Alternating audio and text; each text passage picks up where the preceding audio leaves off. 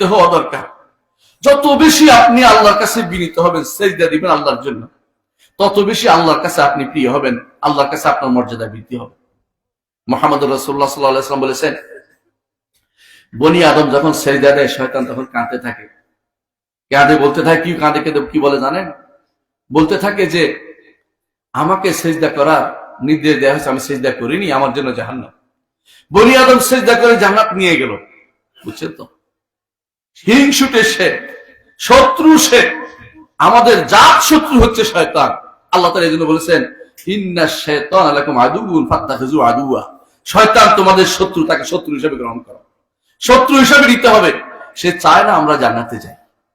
দুনিয়াতে এসেছি, আমাদের দুনিয়ার জন্যই সৃষ্টি করা হয়েছে।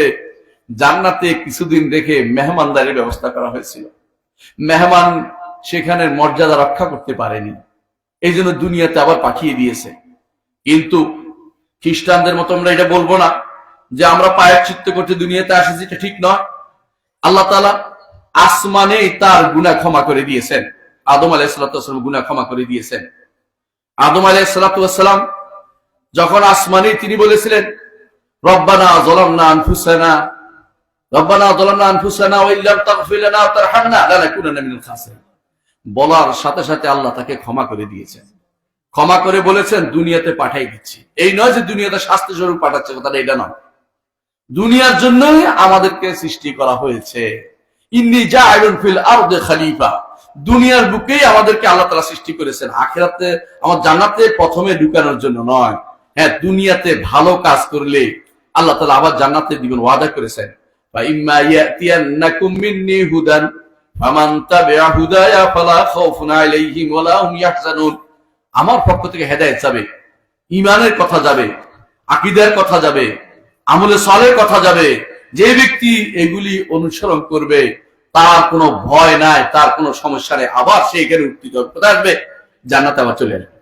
জান্নাতে রেখে আমাদেরকে সম্মান করা হয়েছিল, আবার জান্নাতে আমাকে ইবাদ মুকরামুন আমাদেরকে আবার সম্মান করবে। আল্লাহ তাআলা জান্নাতে নিয়ে তিনি আমাদেরকে আবার সম্মানিত করবেন।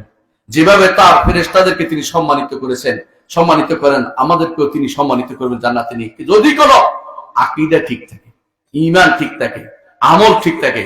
আর যদি সেটা না হয়, যে ব্যক্তি আল্লাহর বিধান থেকে দূরে থাকবে, কোরআন থেকে দূরে থাকবে, হাদিস থেকে দূরে থাকবে, সহিহ আকীদা থেকে দূরে থাকবে, ওই ব্যক্তি কোনোদিনই জান্নাতের সুযোগ পাবে না। দুনিয়াতে এসে এই জন্য সবার আগে শিখতে হবে জান্নাতটা কিভাবে পাওয়া যায়, জান্নাতে কিভাবে যেতে হয়।